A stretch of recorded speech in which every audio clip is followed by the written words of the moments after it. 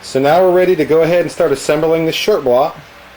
The first thing we need to do is we need to lubricate the cam bearings. As you can see, the cam bearings are located in the center of the engine block. There's one there, 2, 3, 4, and 5. There's 5 bearings. 1, 2, 3, 4, 5. And the best way to do it is to go ahead and lubricate these now before we put the crankshaft in, because they're easy to get at still. So we're going to use a little Molly lube just on the fingertip and go ahead and go in there and put some lube on each of those bearings so we have good lubrication on our initial startup. Now what I'm using today is a black Molly lube, which is intended for engine assembly. Just put some on your finger. I put too much really on here. All you need is enough to wet the bearing. You don't need to goop it on really thick. I'm just going to put a little bit on there. Make sure we get each bearing and just swirl it around. This is all going to wash off the first time you start it anyway. Probably actually even when we oil prime it, a lot of this will come off. But we need to protect these bearings when we're putting it together. So that's it. They've all got enough grease on them.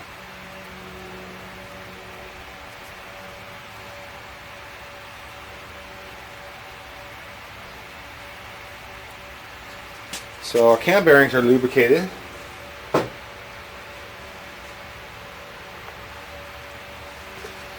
Next we're going to install our main bearings on our rear main seal, and this is how they come packaged normally in a plastic pack. And what I do is I open them from the back side of the bearing, not from the bearing side, because I don't want to damage the bearing. So I'll just take a little screwdriver or some kind of sharp object and cut the plastic away on the back side of the bearing. No way you can damage it there. Pop them out of the pack. Now as you notice, these particular bearings have a hole drilled in the center, which is for the oil passages. The block has oil passages in it, which allows the oil pressure to squirt onto the bearing and lubricate everything. The top side of the bearing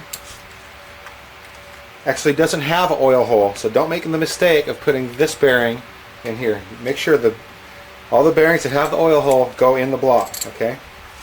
So we're going to go ahead and install these. I always put the keeper tang in the groove first. The keeper tang is the little extended edge of the bearing, as you can see right here. That keeps the bearing locked into place in the block and the bearing cap. That way it won't spin and rotate. So put the little keeper tang in the groove, try to get it flush, and just pop in the other side there. And I usually like to feel with my thumb if I've got them on there straight. You'll be able to tell.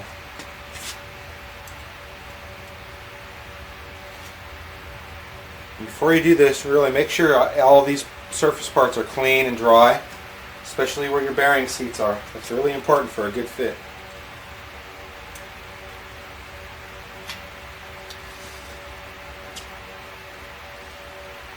Great, those are a good fit. So we're going to take our rear main bearing here and install this. Sometimes these are a little stubborn. So that's a really tight fit because of the thrust area here. So what I usually generally do is take a hard plastic screwdriver handle, push the bearing in as far as you can by thumb, and I'll just tap the rest in until it's flush. You need to make sure it's flat. I'm kind of hitting it on the metal and the bearing at the same time, so that way I don't hit it too far back one way or the other. But anyway, that went in very nicely. You can't damage the bearing if you're using plastic.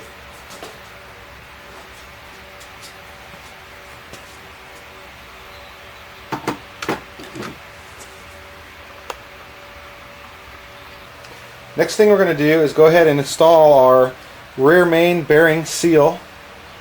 And this seal has a front and back. As you can see on the seal, this little lip that sticks out of the seal, that is designed to keep oil from passing in this direction.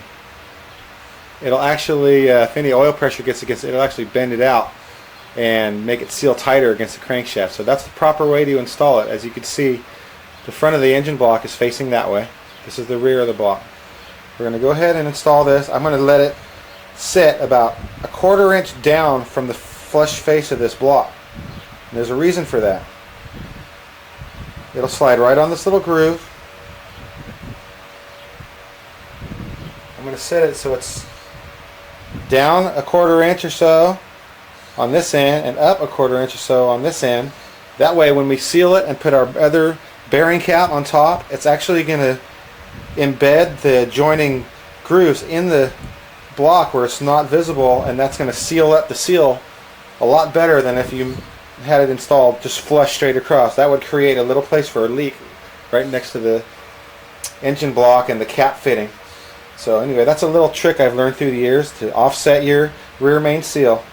And remember, there is a forward and backward. The seal here is positioned with the lip facing inward. That's all you need to remember. The little lip faces inward.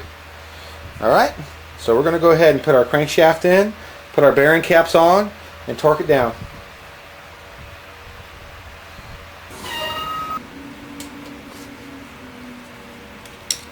Now, just to touch base, I wanted to remind you, if you're going to go ahead and order your own engine kit parts, obviously you're going to want to order the correct parts that fit your engine. So I'm going to show you how to mic your crankshaft and your pistons. That way you'll be able to order the correct parts. First, we're going to go ahead and put the micrometer on our main journal. This is the main journal of the crankshaft. There's 1, 2, 3, 4, and 5 of those, which is the center of your crankshaft. Is actually the bearings that everything rotates on. So we're going to put our micrometer on our bearing surface, and we're going to get it as square and straight as possible. Move the micrometer up tight, take it off. Taking a look at what we have here. I'm reading 2.750 inches, which is standard on a big block Chevy. So this was a brand new steel crank the customer bought. He used a little bit. I just went ahead and had it polished. It didn't need to have any material ground off. So if you don't need to have material ground off, it's okay to just polish it. But most of the time when you have a lot of wear, you're going to want to grind off 10, 20, or at the most 30 thousandths of material off of these crankshafts. Or you'll have to discard the crankshaft, or sometimes they can actually weld new material on and grind it again so it's like new. So anyway, our main journal is 2.750 inches, which is stock standard size, and I have ordered standard bearings for this engine. Our rod bearing, we're going to take a measurement on that. Remember, try to get this tool on as square and straight as you can possible and get an accurate reading.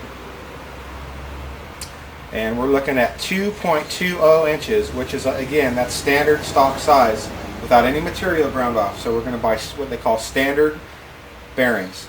Standard size bearings. If they were ground, again, like I tell you, if you ground off 10 thousandths, 20 thousandths, or 30 thousandths off of any of these journals, you'd have to buy the oversized bearings to make up the difference for how much you ground off. So that's really important to get the right parts ordered.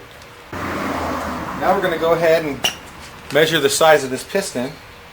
Same deal. We're going to put our micrometer on the piston, square it up,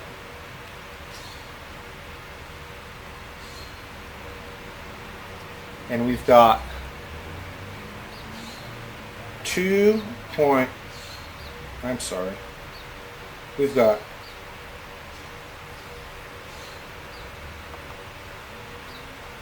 and our micrometer reading shows us we've got about 4.2750 inches on our piston diameter, which is 30 thousandths oversized pistons, which we already know that. Actually, these pistons are stamped 30 point plus 0.030, which means 30 thousandths over, that's the piston ring size that we bought. So that's another important thing. You want to make sure you measure your crankshaft and your pistons to make sure you order the right parts. Now, if you're going to bore your engine out even further than that, obviously you're going to buy a piston kit with matching rings, whether it be 30 thousandths, 60 thousandths, or whatever. Anyway, just make sure that you have the right sizes in mind before you order these parts, because you're going to order the wrong parts, delay your job, or may even not even notice and try to put it together using the wrong parts, which would be a real bad thing. So anyways, we're going to go ahead and put this crankshaft in the block. What I usually do is, while it's sitting down here on the plastic clean, I'm going to go ahead and put some assembly lube on the journals as it sits right here, and I'm also going to lubricate the bearings in the engine block first, and we'll just pick it up and set it straight into the block.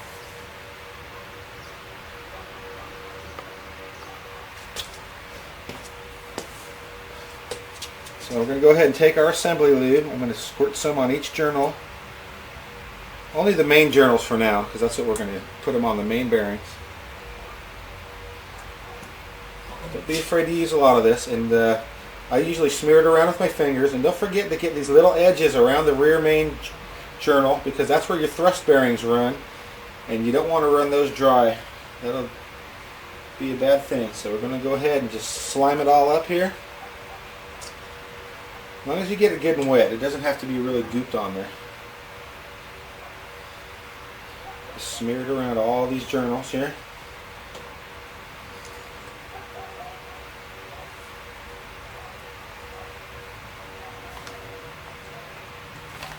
Try to get the undersides of them best you can.